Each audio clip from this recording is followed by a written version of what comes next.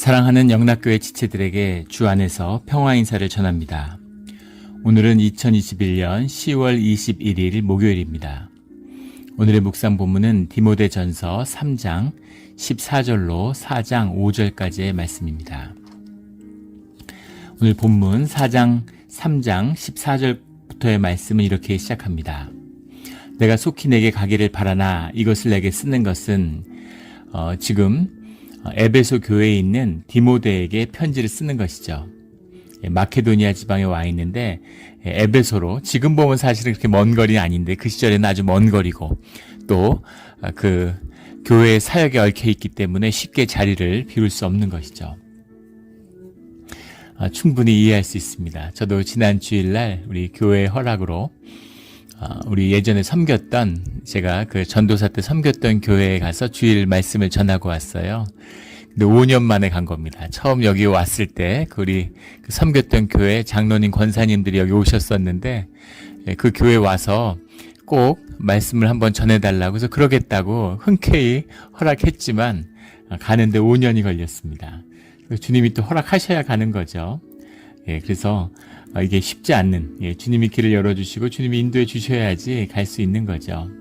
그것처럼 에베소의 이야기를 듣고 에베소 교회에 가고 싶지만 갈 수 없는 그런 상황에서 편지를 썼다는 것이죠. 15절에 만일 내가 지체하면 너로 하여금 하나님의 집에서 어떻게 행하여야 할지를 알게 하려 함이니 이것은 내가 이 편지를 쓰는 이유가 이것이다 라는 것을 이제 말씀하고 있는 거죠. 하나님의 집이라는 게 오이코테오라는 건데 오이코스라는 게 집이죠.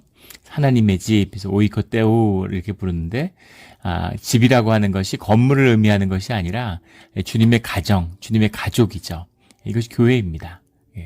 그래서 우리 교회 가운데서 어떻게 목회자가 행해야 할지, 또 교회가 무엇인지, 교회 사역자로 세움받은 직분자들의 직분이 무엇인지에 대해서 알게 하려 한다. 그래서 이 편지를 쓴다는 것이죠.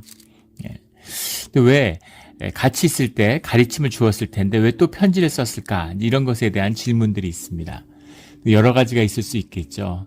하나는 가르쳤을 때 충분히 같이 모였을 때 늘 이런 말씀을 나누고 디모데를 계속 가르쳤겠죠. 그런데 신앙이라는 것이 자라가는 것이기 때문에 그때 들을 수 있는 이야기가 있습니다. 처음 교회 나온 분한테 깊이 있는 얘기, 십자가 이야기 이런 거 해도 못 알아들어요. 신앙이 자라가면서 처음 수학을 배우는데 아직 덧셈 뺄셈도 못하는데 삼각함수, 순열 이런 거 가르쳐주면 이해하겠습니까? 모르죠. 그런 것처럼 그 신앙이 자라감에 따라서 신앙의 머슬이 커가고 삶의 진실을 받아들일 때 만날 수 있는 그런 가르침이 있는 것이죠. 그런 것처럼 지금 교회 처음 나왔는데 무슨 장로의 직분에 대해서 그 의미에 대해서 깨달아 안다는 것이 어렵죠. 그런데 자라나면 또 봉사를 하다 보면 그 의미를 깊이 알게 되는 그런 순간이 오는 거죠. 그래서 디모데의 신앙이 자라감에 따라서 그 가르침의 깊이를 더해갔을 것이다 라는 것을 충분히 예측할 수 있습니다. 그래서 만나서 가르쳐줘야지, 만나서 이 얘기를 해줘야지, 교회가 어려움을 겪고 있다는데 이럴 땐 이런 이야기를 해줘야지 이런 생각이 들었지만 지금 갈 수가 없으니까 편지를 썼다 이렇게 이해할 수 있겠죠.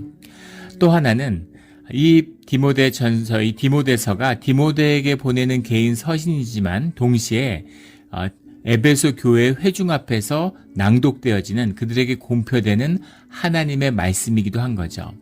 개인적인 무슨 사신으로 이렇게 쓰는 것이 아니라 주님의 말씀을 전하는, 교회를 향한 주님의 뜻을 전하는 그런 공적인 의미도 있기 때문에 그런 의미에서 디모데에게도 전했지만 동시에 에베소 교회에게 이 말씀을 증거해라 라는 뜻도 담겨 있을 겁니다.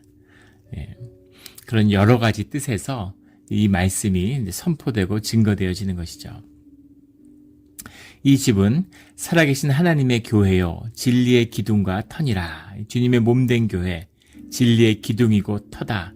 하나님의 복음이 증거되는, 하나님의 복음이 실제화되는 그런 기둥이고 터다. 터와 터 위에 기둥을 세우고 기둥 위에 지붕을 덮고 집을 세워가는 집의 비유를 들고 있는 것이죠. 하나님의 집이고 이 집은 살아계신 하나님의 교회요 진리의 기둥과 터니라. 이 말씀을 우리 심령에 새기는 우리 영락 공동체가 되기를 주의 이름으로 축원합니다. 살아계신 하나님의 교회요, 진리의 기둥과 터니라. 이것이 우리의 교회, 우리의 집이죠. 16절에 크도다 경건의 비밀이여 그렇지 않다 하느니 없도다. 경건의 비밀이여 라는 걸 우리 많이 나누었던 핵심 어휘죠. 경건이라는 게 우리 신앙의 유세베이아스라는 말인데, 유세베스라는 말이 영어로 하면 가들리니스, 또 파이어티, 또 가피어링 이렇게 번역들을 하는데 다 맞는 뜻입니다. 주님을 두려워하는 마음이고 성령을 받아서 성령이 우리의 참나가 되어주심으로 우리 가운데 주님의 형상이 나타나는 것, 우리가 점점 주님의 모습으로 자라가는 것, 이것이 경건이죠. 그래서 경건이 신앙의 열매고 우리의 신앙의 실제입니다. 이게 나타나야 되는 거죠. 무슨 윤리적인, 무슨 율법적인 그런 구분이 아니에요. 우리 삶 가운데 피어나는 생명이죠. 생명을 뭐로 꾸밀 수가 있겠어요? 꾸밀 필요가 없죠. 그 생명 그 자체로 아름다운 것입니다. 그는 육신으로부터 나타난 바 되시고 영으로 의롭다 하심을 받으시고 천사들에게 보이시고 만국에서 전파되시고 세상에서 믿음 바 되시고 영광 가운데서 올려지셨느니라. 주님의 죽음과 부활과 부활 승천에 대한 고백이죠. 우리에게 육신으로 오셔서 100% 사람이신 주님이셨지만 동시에 죄가 없는 육체였고 그 영으로는 삼위일체 하나님이셨다라는 거죠. 천사들에게 섬김을 받고 또 만국 가운데 그 복음을 전파하셨다라고 하는 그 고백인데, 이 말씀의 고백은 육행으로 이루어져 있는데 사실은 초대교회에서 나누어졌던 찬송이라는 겁니다. 그래서 말씀을 쓰다가 은혜가 올라오면은 이렇게 찬송이 나오는 거죠. 우리 예전에 그 부흥사, 오래전에 이제 부흥사 같은 분들, 이렇게, 아니면 예전 이제 목사님들 설교한 이런 거, 동영상은 드물지만, 이제 녹음 테이프 이런 걸 들어보면 예전에 그런 분들이 많으셨어요. 이렇게 설교하다가 은혜가 올라오고 이제 마음이 막 이렇게 열리면 뜨거워지면 중간에 찬양을 하는 겁니다. 찬송가를 이렇게 부르고 다시 또 말씀을 전하고 이제 이런 일들이 많았죠. 그런 이제 전통이 이 안에 있는 거죠. 그래서 말씀을 전하고 있다가 이렇게 다시 찬송으로 주님께 영광을 돌리는 그런 마음이 일어난 것이죠. 그래서 이것은 이제 찬송가의 이제 가사인 거죠. 그래서 그 마음에 우러나는, 우리가 그럴 때가 있잖아요. 이 묵상을 하다 보면 찬송이 막 이렇게 심령에서 올라오고 찬송가의 가사가 이렇게 떠오를 때가 있습니다. 그래서 그것을 그대로 적은 것이다, 이렇게 보는 것이죠. 4장 1절에 그러나 성령이 밝히 말씀하시기를 후일에 어떤 사람들이 믿음에서 떠나 미혹하는 영과 귀신의 가르침을 따르리라 하셨으니, 후일에라는 것은 이제 말세, 종말의 때죠. 심판의 때에 앞서오는 그런 마지막 때의 시간, 진노의 시간, 또 이 시간에는 주님이 마귀의 영을 풀어놨기 때문에 세상에서 마귀의 권세가 아주 극에 달하는, 마귀의 행악이 극에 달하는 그런 시대입니다. 요즘 우리가 보고 있는 이 시대인 것 같아요. 정말 악이 득세하는 그런 환란이 끊이지 않고 자연의 환란과 정말 어떻게 이런 범죄가 있나 싶은 극악한 범죄들이 극성을 부리는 그런 시대인 거죠. 근데 그런 시대를 이미 예수님께서도 말씀하셨죠. 마지막 때 그런 일들이 있을 것이다.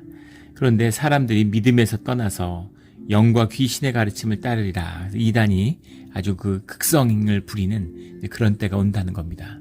요즘이 그렇죠. 요즘에 교회들이 다 어렵고 교회마다 전부 다 사람들이 떠나고 교회들이 줄고 교회들이 다 클로즈 해갖고 기도처가 되고 이제 그런 어려운 시기인데, 그럴 때 지금 이단들은 아주 굉장히 좋다고 그래요. 한국에서 성장하는 건 이단들밖에 없다고 그러죠. 신천지, 안식교 이런 것은 사람들이 넘쳐난다고 합니다. 얼마 전에 신천지가 그렇게 무리를 일으켜 사회 지탄을 받았는데, 신천지에 신학교 졸업식을 하는데 신학생이 20만 명이라는 거잖아요. 수만 명이 모여가지고 졸업장을 봤는데 그게 유튜브로 찍혀가지고 전 세계적인 화제가 됐죠. 이게 도대체 뭐냐. 요즘에 신학교 아무도 안 가는데 학생들이 신학교를 가지 않기 때문에 지금 우리 뭐 교육전도사님이나 유스패스터를 구할 수가 없습니다. 신학교들이 다 문을 닫고 있어요. 그런데 20만 명이 다니는 학교가 있고 수만 명이 한 번에 졸업을 하는 세계적인 화제를 불러일으키는 그런 학교가 나오는 거죠. 이단들이 귀신의 미혹함과 귀신의 마귀의 권세가 아주 그 맹위를 떨치는 그런 시대를 살고 있는 것입니다.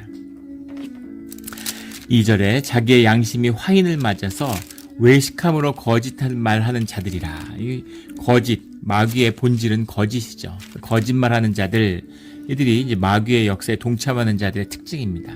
계속 음해하고 모해하고 파당짓고 모략하고 계속 거짓말하는 것, 거짓을 꾸며내는 것, 이런 거죠.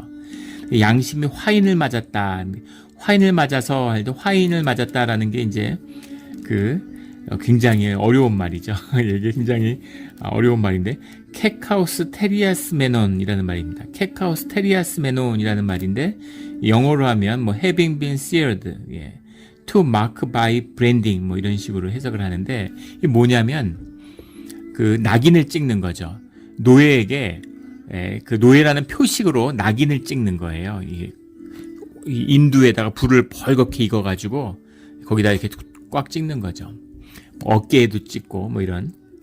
그걸 찍으면 그게 처음에는 이제 화상을 입으니까 확 부풀어 올랐다가 그게 딱딱해지면서 이제 마르면서 시커멓게 깔아앉는다고 그러죠. 그러면 그 화상을 입은 자국이 말라서 딱지가 되면 무감각해진다고 그래요. 아무 감각이 없는, 이렇게 정말 무슨 소가죽같이 거칠거칠하고 아무 느낌이 없어진다는 거죠. 그래서 무슨 가렵지도 않고 아프지도 않고 뭐 이런, 뜨겁지도 않고 차갑지도 않은 그렇게 굳어진 것, 이것이 화인을 맞는 것이라는 거죠. 그래서 양심이 화인을 맞았다라는 말은 무슨 말이냐면 양심의 지각이, 양심의 센스가 무뎌져서 아무런 느낌을 받지 않는, 처음에 죄를 지면 인간이 누구나 양심이 있기 때문에 죄의식을 느끼죠. 이건 아닌데, 이건 잘못했는데, 이렇게 하면 안 되는데 하는 걸 다 느끼는 거예요. 근데 죄가 반복되다 보니까 무뎌지는 거죠. 양심의 화인을 맞았으니까, 그러니까 아무 감각이 없는 겁니다. 종교꾼들이죠. 바리새인들 같은, 예수님 시대 대제사장들, 서기관들, 종교의 거짓으로 살다 보니까 그리스도의 임재 가운데, 말씀 가운데 아무 깨우침이나 돌이킴이 없는 거죠. 거짓으로, 회칠함으로, 무덤의 회칠함으로 거짓을 덮는 이제 그런 자들이 된다는 겁니다. 그런데 그런 자들이 교회 안에 들어와 있고 교회 안에서 종교로 교회를 더럽히려고 하는 것이죠. 이것이 말세의 일이라는 겁니다. 교회를 쓰러뜨리는 것이 마귀의 최고의 목표잖아요. 그러니까 그걸 이제 패하기 위해서 그런 종교의 거짓, 믿지 않는 것으로 교회를 어떻게 할 수 있겠어요? 그러니까 종교의 열심으로, 종교의 거짓으로 복음을 패하려 드는 그런 일들이 교회 가운데 일어난다는 거죠. 3절에 혼인을 금하고 어떤 음식물은 먹지 말라고 할 터이나. 그래서 이들이 교회에서 하는 일들이 이제 금욕주의라는 겁니다. 물론 유대교의 전통 가운데서도 에세네파 같은 금욕주의, 결혼도 하지 않고 금식하면서 기도를 하던 그런 에세네파 이제 이런 흐름들이 있었죠. 그런 흐름의 영향을 받았는데 또 그릭은 또 이런 유대 못지않은, 유대 저리 가라 하는 그런 금욕의 전통이 있습니다. 이원론, 그런 플라토니즘이 강한 곳이잖아요. 그러니까 육신을 천대하고 영을 높이는, 그러니까 육을 억누르는 극단적인 금욕주의, 이런 것이 굉장히 성행했고, 그 영향을 받은 너스틱이라고 하는 그노시스주의, 영지주의자들이 초대교회의 이단으로 굉장히 교회를 어렵게 만들었던 그런 세력이 있는 거죠. 그래서 무슨 돼지고기를 안 먹고 이런 게 아니라 아예 고기를 안 먹는 겁니다. 그리고 결혼도 안 하고 그런 것으로 막 기도에 열심히 있고, 얼마나 경건해 보이고 멋있게 보이겠어요. 나는 주님과 결혼했다, 막 이런. 나는 가정을 돌보지 않고 교회만 돌본다. 그리고 나는 고기를 먹지 않는다. 뭐 이러니까 정말 멋있어 보이는 거죠. 종교의 열심으로. 그렇잖아요. 어떤 크리스찬들이 바리새인들, 물론 주님이 바리새인들보다 그 의가 더 나아야 된다라고 말씀하셨죠. 바리새인이나 사두개인들보다 못한 그런 의로 천국 백성이 될 수 없죠. 그러나 죄인들이 모였는데 세상의 의인이라며 종교의 의를 자랑하는 자들, 그런 자들이 종교의 의로 교회를 장악하는 거죠. 영향력을 확보하는 겁니다. 종교의 지식으로 이들을 어떻게 당하겠어요. 근데 그런 식으로 주님의 복음을 슬쩍 패하고 거짓의, 인간의 의를 세우는 거죠. 이게 마귀의 역사입니다. 예수님 이 땅에 오셨을 때 광야에서 시험을 받는데 성전 꼭대기에 앉은 마귀가 주님을 시험하죠. 악마가 성전 꼭대기에 앉아 있는 겁니다. 이런 일들이 일어나는 거예요. 그래서 뭐 먹지 마라, 뭐 먹어라, 뭐 이런 거가 결혼을 하니 안 하니 이런 걸 가지고. 그런데 이런 것이죠. 결혼을 하지 않고서 정말 주님만을 섬기는 그런 마음으로 최선을 다하겠다. 얼마나 귀한 것입니까? 그런데 이것이 무슨 어떤 규정이 되고 율법이 되고 이러면 아무 의미가 없죠. 강제 규정이 되면 주님을 사랑하는 마음으로 그렇게 돼야지. 뭐 목회자는 결혼하면 안 돼. 가톨릭 같은데 금혼 같은 게 어떤 종교적인 걸 요즘에 뭐 이제 폐하려고 하는 논의를 한다는 이야기를 듣고 있는데 그걸 강제하는 거, 이게 무슨 의미가 있겠어요? 지금 가톨릭의 가장 큰 도전이 한 신부님한테 들은 이야기인데 가장 큰 도전이 사실은 동성애 신부들이라는 겁니다. 동성애자가 신부가 되는 거예요. 어차피 이성애자가 아니니까 결혼 어차피 안 하잖아요. 동성애자니까 신부가 되니까 천국이죠, 뭐. 그게 큰 그 문제가 있어서 그 문제를 다루는 게 가톨릭 내부에 굉장한 진통을, 겉으로 드러나지는 않지만 굉장한 진통을 겪고 있다라는 걸 예전에 같이 공부하던 한 미국 신부님한테 들은 이야기가 생각납니다. 동성애자라 가지고 금혼하는 게 무슨 의미가 있어요? 아무 의미도 없죠. 제로입니다. 더 나쁜 거죠. 그걸 이용하는 거니까. 아이가 부모를 위하는데 부모에게 선물을 주는 겁니다. 마음이죠. 제가 아이들에게 무슨 뭐 어버이날, 뭐 파더스 데이 이런데 또 생일날 이럴 때 아이들이 선물하는데 어릴 때 애들이 뭐 아무것도 없잖아요. 근데 애들 그 달력 같은 거 찢으면 뒤에 이제 흰 종이가 아주 빳빳하고 좋은데 아까우니까 그게 아이들이 거기다 그림을 그리고 이제 노는데 거기다가 우리 그 애들이 그림을 그려가지고 그 초등학교 저학년 이럴 때 유치원 다니고 그러는데 아빠 얼굴을 아주 이제 괴상하게 그리죠. 네, 열심히 그려가지고 밑에다가 막 삐뚤빼뚤한 글씨로 베스트 데드 에버 이렇게 써가지고 준 달력 뒷장에 쓴 종이가 있어요. 제가 그 집에 벽에 오랫동안 붙여놓고 그걸 보면 그렇게 이제 감격이 되고 기쁘더라고요. 아이들의 그 마음이 느껴지니까 진실한 거니까 얼마나 아이들이 그렇게 아빠를 좋아해주고 높여주니까 얼마나 감사합니까? 주님께도 감사하고. 근데 자식이 무슨 뭐 재벌이 되고 부자가 돼가지고 돈을 엄청 많이 버는데 1년간에 얼굴 한번 못 보고 바쁘다고. 근데 아버지 생일, 어머니 생일인데 뭐 $1,000,000 이렇게 계좌로 이체해가지고 쏴주고 그리고 해피 버스데이 해서 문자로 쓱 보내고 이러고 만다고 생각해 보십시오. 얼마나 속상하고 참담하겠어요. 그런 거죠. 무슨 의미가 있습니까? 아무 의미 없는 거죠. 그것처럼 중요한 것은 주님과 함께하는 마음이고 마음의 교제죠. 주님이 중심에 있고 주님의 뜻을 분별하고 주님과 함께하는 것이에요. 주님이 결혼하지 말라 그러면 안 하면 되고 결혼하라 그러면 하면 되는 것이죠. 주님 안에서 이걸 먹는 게 어떻습니까? 먹으라 그러면 먹으면 되고 또 주님이 먹지 말라 그러면 안 먹으면 되는 거죠. 먹고 안 먹고가 중요한 게 아니라 주님이 그 중심에 있는 것이 중요한 겁니다. 근데 뭘 먹으면 안 되고 뭘 하면 안 되고 뭐 해서 해야 되고 이런 것들을 종교적으로 사람들이 정해서 그걸로 사람들에게 자유함을 억압하고 생명을 억압하고 굴레를 씌우는 것, 이런 것이라는 거죠. 음식물은 하나님이 지으신 바니 믿는 자들과 진리를 아는 자들이 감사함으로 받을 것이니라. 하나님이 지으신 창조의 섭리인 거죠. 모든 것은 주님이 지으시고 주님이 내신 거기 때문에 진리를 아는 자들이, 믿는 자들이 감사함으로, 주님을 아는 자들은 주 안에서 주님의 이름으로 감사함으로 받으면 된다는 겁니다. 그래서 무슨 먹고 안 먹고 이런 게 중요한 게 아니에요. 무슨 그 유대인들이 자랑하는 돼지고기를 그 안 먹으려고 시리아에 저항해서 순교를 택한 칠형제의 죽음, 팔다리가 다 끊기고 끓는 기름에 던져져도 돼지고기 먹는 걸 돼지고기 먹고 안 먹고 뭐 중요합니까? 돼지고기 안 먹으려고 목숨을 지키는 것, 물론 그것이 주님을 지키는 상징으로 받아들이는 거죠. 주님을 지키겠다는 마음은 귀한 것입니다. 근데 중요한 것은 뭘 먹고 안 먹고가 중요한 것이 아니죠. 먹어도 주님을 지키는 마음을 간직하는 거예요.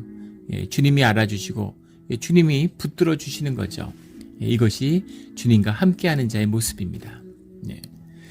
주님을 믿음으로 그것을 거부하고 목숨을 잃은 자들도 귀하지만 그것을 먹음으로 주님을 배교했다고 손가락질을 받지만 주님께 돌이키고 눈물로 주님께 돌아오라고 주님이 손을 내미시는 거죠. 그것도 귀한 것입니다. 중요한 것은 진실이에요. 죽었다고 해서 내 의로, 종교의 의로 내가 목숨을 끊으면 무슨 의미가 있습니까? 무슨 이슬람의 무슨 지하드 같은 무슨 사람들을 막 죽이고 테러하고 그리고는 목숨을 끊고 순교하고 천국에 가면 72명의 와이프를 얻게 되고 무슨 의미가 있어요? 아무 의미 없는 것이죠.